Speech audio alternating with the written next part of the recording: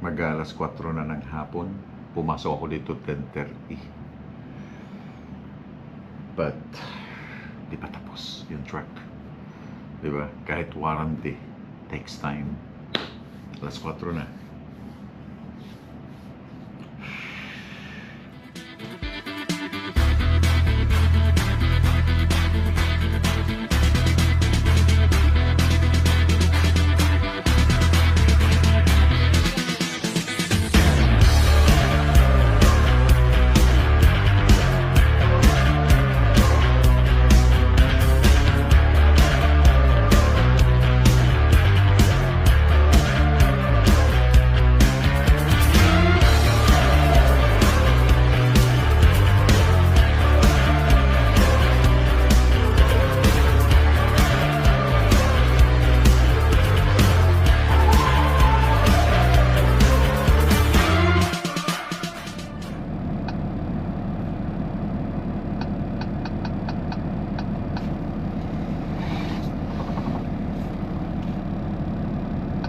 Good morning mga choy, mga chay. Good morning internet.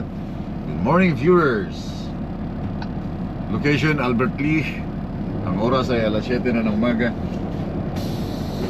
Taas na ng araw. Nasa alas 10 na ang araw. Alas 10 na yung position na. Anyway, Monday. Start. Please drive to highlighted route. Tama.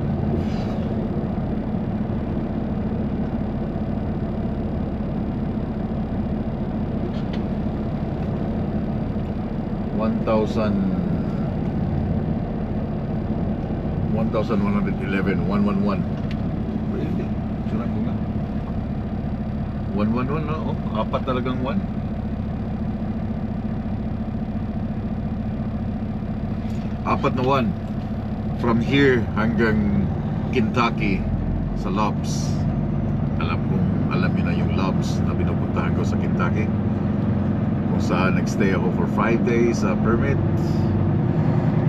Yung kami ni Manoy. Yeah. So from here, 1,111.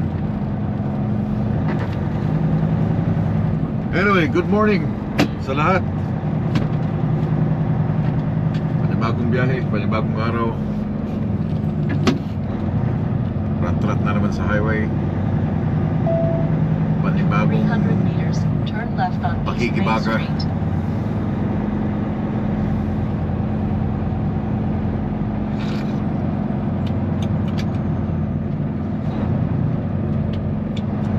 Parang matapot masyado yung pagbiyahe. Turn left on East Main Street, then take the second left. Anyway, mga choy, mga chay. Sigurang lagi anyway yan eh.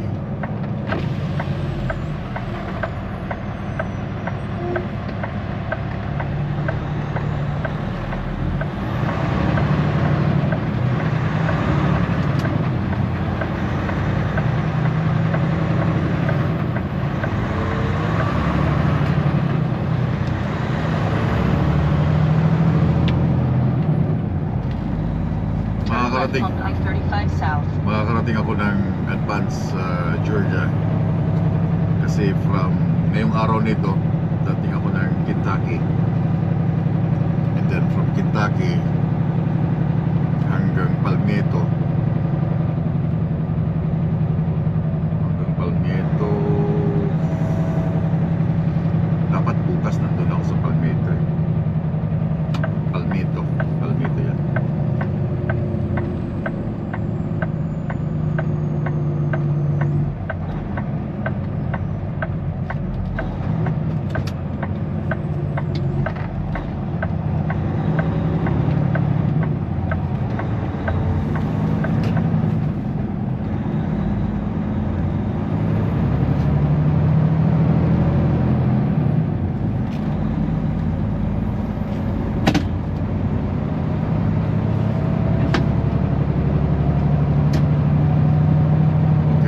yan. Palmetto, yeah. Dapat darating ako bukas sa Palmetto, but yung permit ng Nashville or ng Tennessee ay hindi pa lumabas. Sana ngayon, maybe on Tuesday, maybe on Wednesday. Laging problema Continue on yung I-35. Tennessee na permit, every time na papasok kami dyan, takes 4 days. 4 days ang Tennessee, 10 days ang Ontario. Ganun sila katagal magbigay ng permit next time. Kaya pag may load na papuntang Georgia, alam mong dadaan ka ng Tennessee, advance mo na yung booking ng yung permit. Kailangan makakuha na sila bago ka pa aalis ng Saskatoon. Kailangan na na-apply na agad nila yung permit kasi it takes 4 days.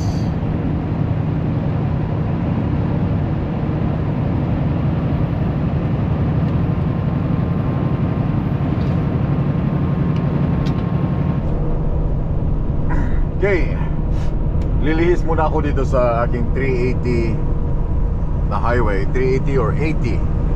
380 na highway. Kasi dadalhin ko itong truck sa isang dealership ng Thermo King, ang gumagawa ng aming tri-pack na APU. Kasi this one is under warranty and it's still new. And I think sa mga lahat ng branches ng Thermo King ay under warranty siya. Tatanong ko lang kung kaya nilang gawin quick fix today ng aking alternator or it takes some time. Kasi kung it takes some Turn left time, at the traffic light. then kailangan kong dalhin talaga siya sa Canada, not here. Pero kung magawa ngayon or kahit bukas, that's okay. Pwede. Meron ako nakitang EPU tawag dito Thermo King dito sa area na to. When possible, make a U-turn, then take the first right.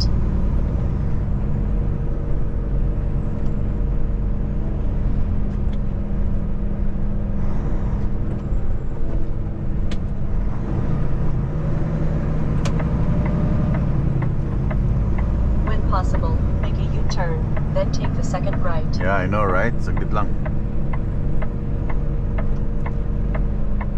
Hindi pa ako tumawag sa opisina.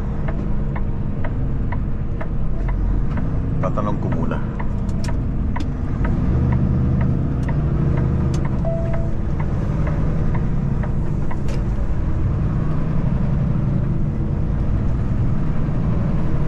Kasi pag walang EPU, lakas ng consumption ng diesel ko. Kahit hindi ako nagbabayad, but you know, Turn left on Stoner Court, then take the first right. meron kaming mga bonus eh. Well, I don't care about sa sa fuel. Turn right on Herky Street, then take the first right.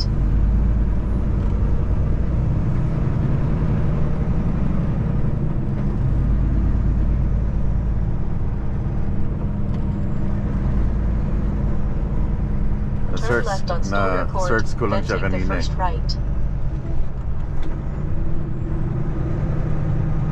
Hindi naman ako mamadali today dahil ang haba pa ng aking oras.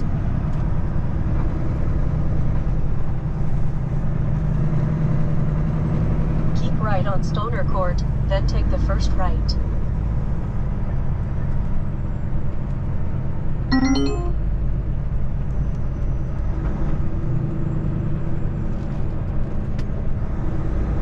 Turn right on Stoner Court, then take the first left. Saglit lang.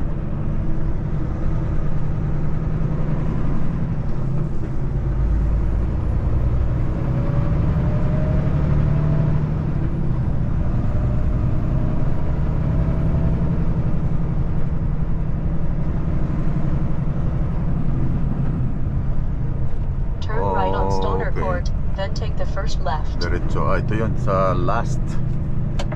Yeah, yun o. Thermo King.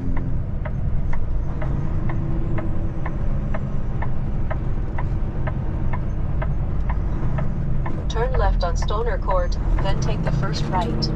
Turn right on Stoner Court, then take the first right. Nasa gilid lang din siya ng 380.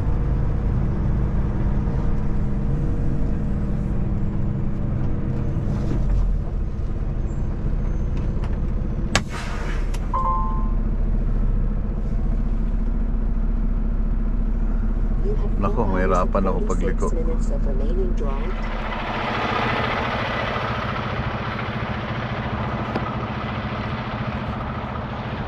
Tatanong muna ako.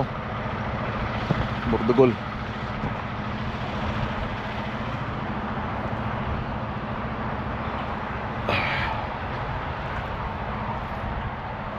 Thermo King. All right. Hello. Hi, how are ya? I'm good. How are you? I'm good. Thank you. How you doing? Hi, sir. I'm good. For you. I got a thermo, a tri-pack, a new one. Mhm. It's a brand new. And I just want to know if to check that one, if any can be fixed through system or to change the alternator, because every time I switch on my EPU, it works. But when you switch on your EC, and after 2 minutes, 3 minutes, it's shut down, and it says on the computer, it says alternator. Okay. Okay. Have you gotten? You said it's TriPack 3, the new one. I think it's the new one, yeah. Okay. Have you got your campaign completed yet? I don't know. Okay. Okay. Do you? I mean, we can get you in once he finishes with the APU here. You know, obviously it's probably under warranty. Yes, under one for sure. We'll check to see if your campaign was done. I think it's not yet. Where's your truck? That's a big there. oversized load there. Okay, okay. I'll come out there. Yeah. Take your serial number. Yeah. And then I'll look it up. Maybe it will be fixed today, or? Possibly, yeah, yeah. 'Cause if it's a campaign, so there's known issues with like a fuse stack. Yeah. In there. So if it's the campaign, it's free of charge, obviously. A lot of times that fixes the issue. Otherwise, you know, we would do the repair. Because I heard that one that campaign when I was in Canada, and it told me that about the EPU. I told my office then they want me to, after my trip here, go into Georgia and bring back the truck to Canada. But Okay. I don't have AC during, you know, Yeah, so hot. It's pretty warm. Yeah, Yeah. especially today. It's gonna be about 90 degrees. So yeah, I will meet you out there, and Yeah, I'll grab sure. the serial number, pull that up. Regardless, I think we can get you in. Sure. So Yeah. you just might have to wait a little bit. All Sounds right? good to me. I'll be right. Yan si Bordogol. Guwapo, no? Guwapo talaga siya, oh. Guwapo talaga. Talagang kahapon nandun ako sa shop sa TA. Sabi niya, what a beautiful truck. Anyway. Yeah, guwapo lang talaga sa tingnan. So ito yung EPU, guys. Okay? You know what? How much the worth for this one? Yung range nito ay nasa almost 15,000 USD. And malaking bagay to dahil ito lang yung fuel niya. Maliit na consumption lang yung fuel niya na kinakain.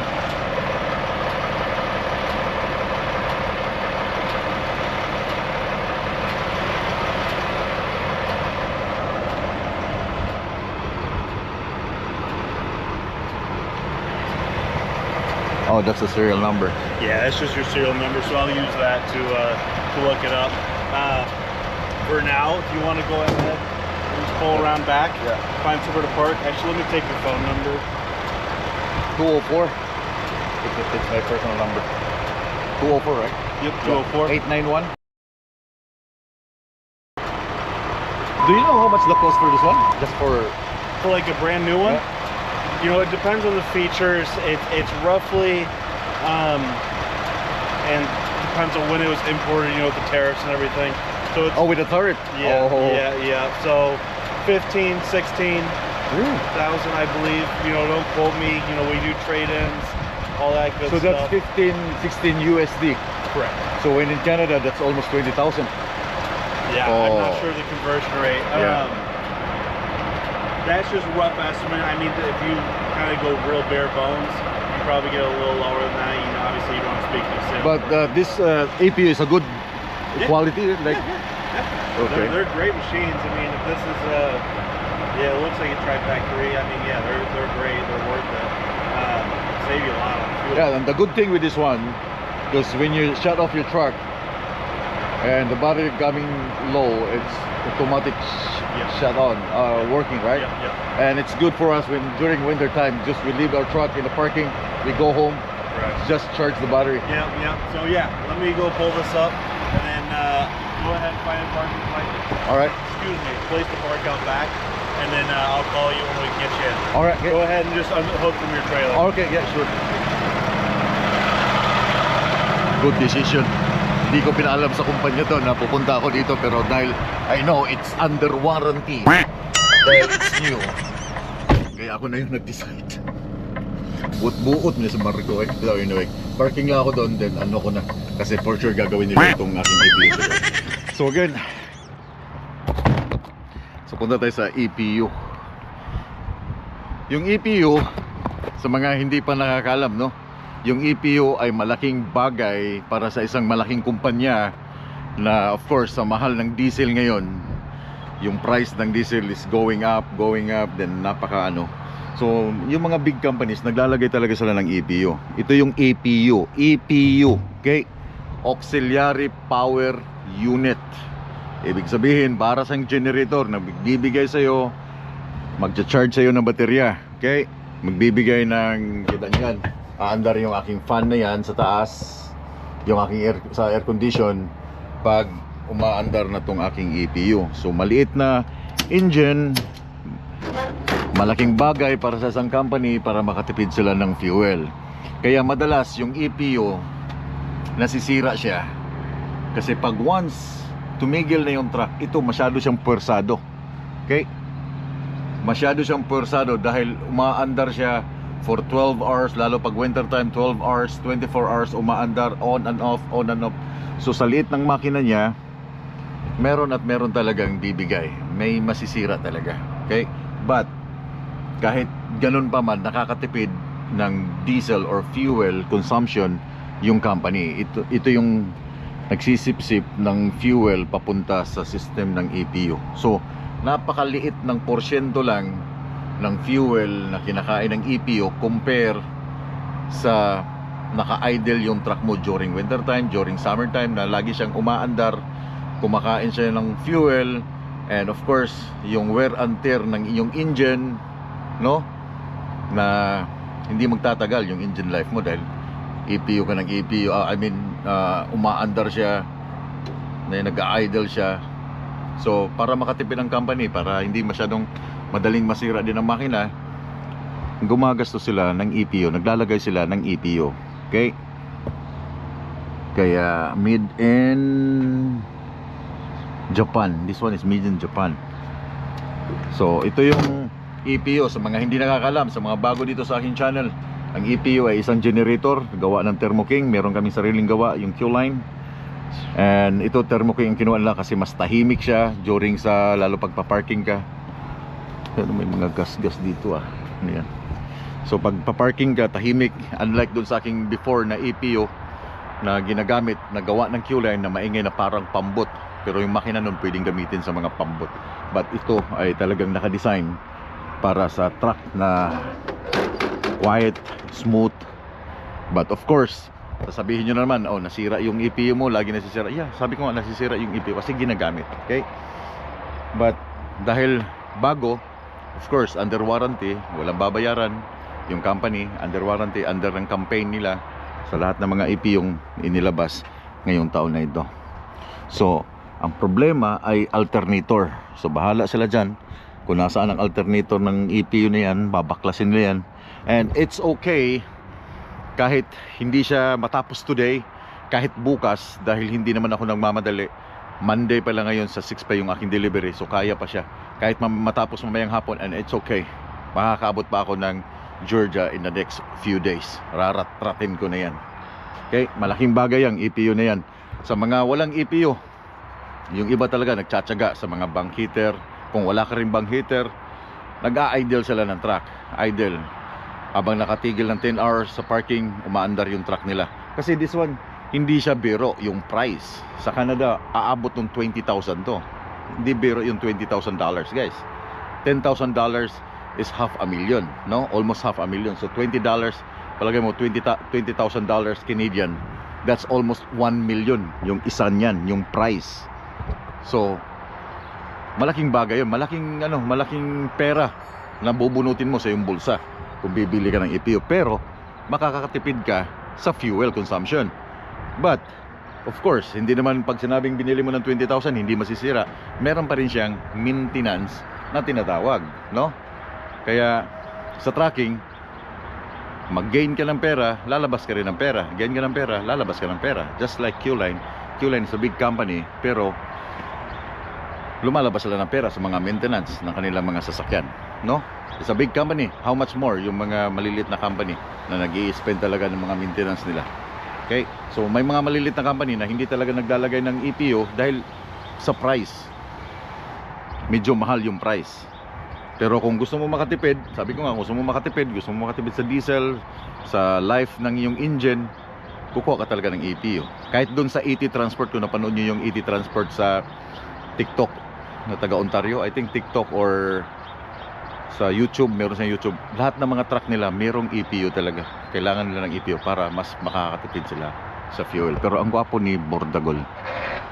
Ang aking Starlink napakatibay kasi dumaan na siya ng napakalakas na hangin nung pumunta kami ng Kananaskis. Yung karga namin ay tawag dito, yung tangke, ang lakas ng hangin, di ba, may tumaob. So I know na napakatibay niya, napakagawa, and it's a good thing sa akin na nandyan siya, dahil nakakadalawang upload ako sa isang araw or sunod-sunod yung aking upload. Kayo na lang ang magsasawa manood. Parang sinusubaybayan nyo na yung aking everyday's life na ginagawa. Halos everyday nakikita nyo kung anong ginagawa ko, kasi halos everyday. Late nga lang siya, delayed siya ng mga 1 day kasi hindi ako pwedeng mag-upload ng real time na yung upload dito, vlog ngayong araw, upload sa gabi, that's real time. So pinapalipas ko ng isang araw para at least meron akong enough time na mag-edit para hindi ako maghahabol sa mga next na mga videos. Ito yung sinasabi kong error, engine switch off. Kita niyo yung red na yan, so nakalagay 825 alternator, di ba? So merong something wrong sa alternator kaya hindi mag-kick in yung aking AC. Anyway, yeah, that's it. Ito yung Thermo King. Ito yung kanyang system niya. Dito ka mag-on ng fan, ng aircon. And ito naman yung aking bank heater. Okay? Yan ang bank heater ko. Ito yung sa aircon. Ito, pwede mo rin siyang i-control. Pag once na naka-on na yung AC mo dun sa harap, pwede mo rin i-on to 1, 2, 3, 4. Okay? Then, ito yung switch niya sa comfort control. Gusto mo lang hindi masyadong malamig, gusto mo sobrang lamig, and gusto mo lang heater, pwede rin siya.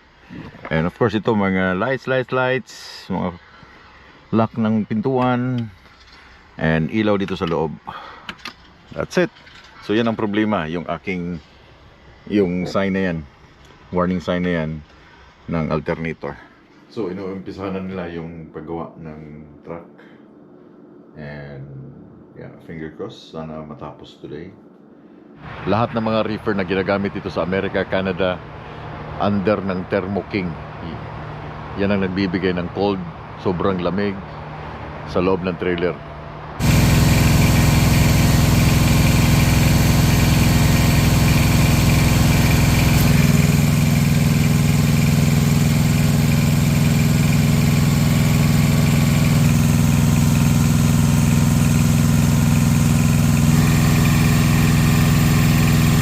Done, kinakabit na lang yung mga takip, and then I'm ready to go na ulit sa highway. Yan lang ang highway, oh. Is done. Anong oras na? 5 o'clock sakto. Dito ka lang mabubwisit. Of course, di natin may iwasan, no, kasi hindi naman pwedeng every time na aakyat sila sa truck ay ubar rin ang sapatos. Look at that. Look at that. Hindi ba nila tinitingnan ba na yung truck ay malinis? Oh my goodness. Oh,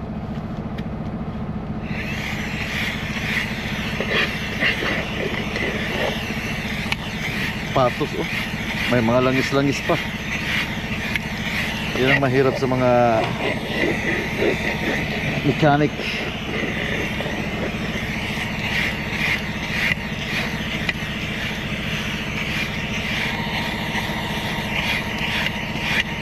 Dapat inalis niya muna yung yung rug. But anyway, Done is done.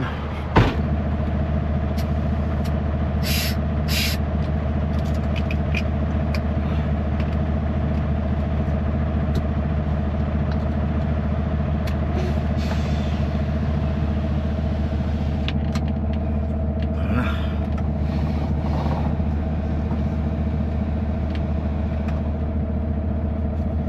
Let's go na.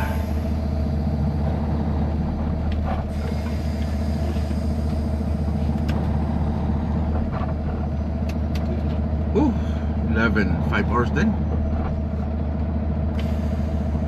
5 hours din ako naghintay. Pero okay lang. Okay na yun.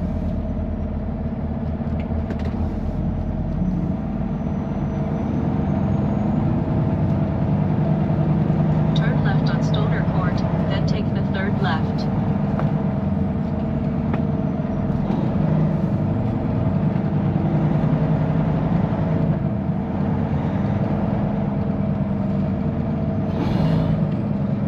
Tama dito. Turn left on Stoner Court.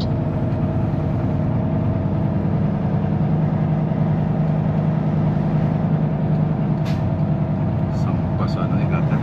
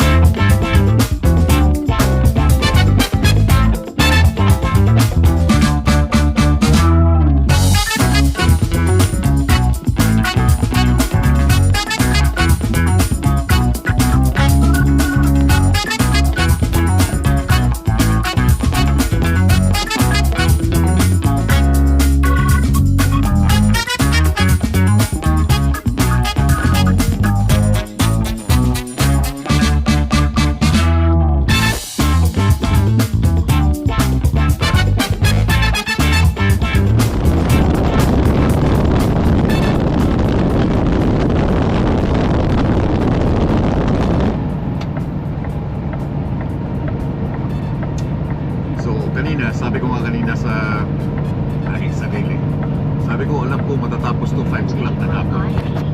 Yan, 5 o'clock ng hapon. Why? Kasi ganun yung sistema ng mga per oras mekaniko may pinapagawa sa'yo, no? Kahit sa Q-line kasi ganun kahit napakadali namang gawin, but tatapusin talaga nila yung uuwi na sila yung 5 o'clock para wala nang ipapagawa sa kanila. Pagkatapos ng trabaho, natapos yung truck, then clock out. Kung natapos mo ng maaga, meron ka pa 2 hours, ang hirap tapusin yung 2 hours lalo pag wala kang ginagawa. Or natapos mo siya within 2 hours, tapos may pinapagawa ulit sa'yo, di ba? Per oras ka bayad ka per oras. Bakit mo mamadaliin yung oras? Bakit mo kailangan bibilisan? Tapusin mo yung project na yan hanggang matapos yung 5 o'clock, hanggang mabuo mo yung 8 oras. Kaya sample may pinapagawa ka sa mekaniko, per oras ng mekaniko, wala kang magagawa kung hindi mo naman pwede sabihin sa kanya na, hey, you know what, kailangan ko ng bumiyahe kasi nagmamadali ako. They don't care, wala silang pakialam. Sila mekaniko, sila ang doktor ng truck. Wala kang magagawa kung tatapusin nila yan in the next 2 days, in the next few days, in the next week. Wala kang magagawa, sila ang nakakalam. Kasi per oras sila, bayad sila sa per oras. Magkano yung per oras nila? Mahal. So bakit kung ang project na yan, malaking trabaho yan, o bakit kung tatapusin na madali? Di ba? Mahal ang aking per oras. No? So hindi mo sila pwedeng madali. Kanina, nakuha ng 5 hours kasi pumasok ako almost 11, then pumasok dumating ako sa site pag 11 na, then pinasok nila ako 12 o'clock, alas 12. So tinapos nila hanggang 5, so 5 hours. So natapos nila yung buong cycle nila, no? 8 hours.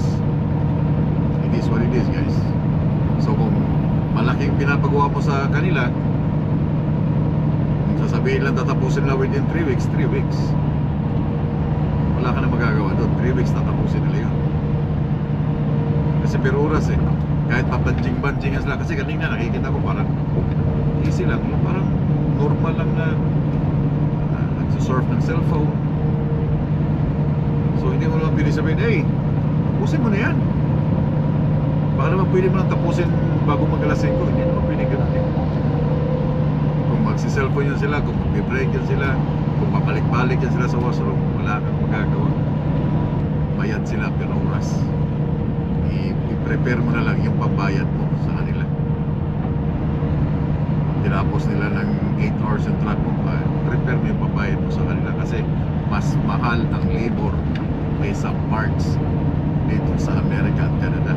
Mas mahal ang labor, yung trabaho nila, mas mahal ang bayad. Anyway, meron pa akong 7 hours but I don't know if tatapusin ko sa 7 hours kasi meron na naman akong permit ng Tennessee, meron akong permit ng Georgia, and as of now nandito ako sa state na ngayon. Malapit na akong within 1 hour yata papasok na ako ng Illinois. So tatapusin ko na lang siguro yung makapasok ko ng Illinois, and then bukas Illinois, Kentucky, and Kentucky, ng state ng Kentucky papuntang Tennessee, napaka-iksi lang. Makakapasok ko ng Tennessee and then Georgia kasi Friday ang aming delivery ng aming kargang ito galing sa Edmonton. Yeah, so yeah, I'll catch you guys mamaya kung saan man ako titigil to update para sa inyo. Again, yung pupuntahan kong delivery site ay Palmetto, Georgia. Palmetto, Georgia, sa Microsoft Data Center.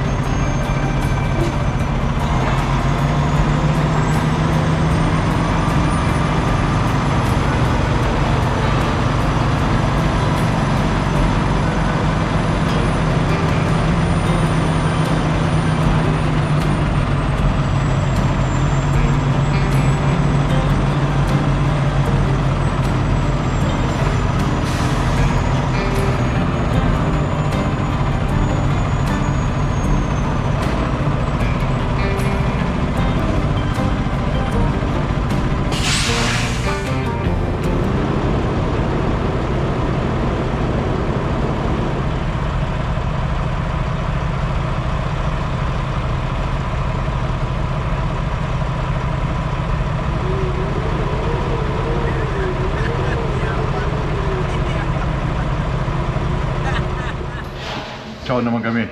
Kasama ko naman si Jay. Wala si Manoy eh. Film sa akin.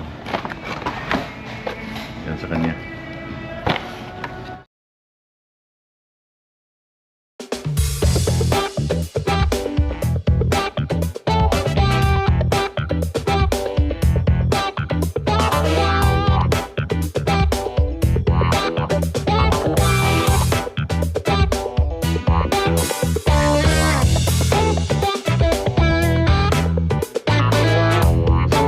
Mga Choy, dito kami sa Knoxville. Kasama ko si Jayban. Nandun siya si Jayban. Bago ko to tatapusin ang video, bago na ako umano na akong video, kapuya si Tagalog eh. Hala. Select. Clear. Okay. Testing. Saan mo siya? Cabin heater. Anong heater mo sa cabin? Select. Code 295. Okay, clear. Okay. I-try na kong start ang EPU. Okay. Kung mamatay paghapon siya. Start naman na siya. Okay, there you go. Yung clear natin yung cabin heater. Hindi ko na kailangan ng cabin heater. So, meron paghapon ano. Meron pa ring ayun, umandar na yung EPU. Set. Select. Clear. Yung cabin heater naman ngayon. So, hindi ko problema yung cabin heater. Select natin ang ano. Wala.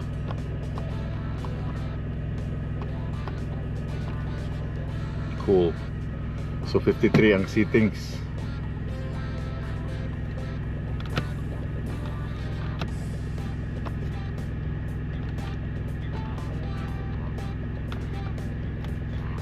So titingnan ko lang or obserbahan ko lang kung mamamatay yung EPU pagdating ng mga 3 minutes.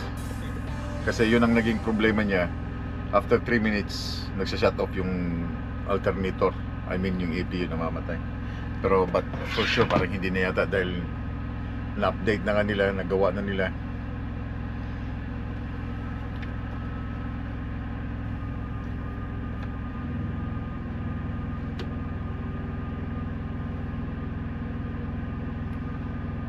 Yeah, so far tuloy-tuloy siya ngayon.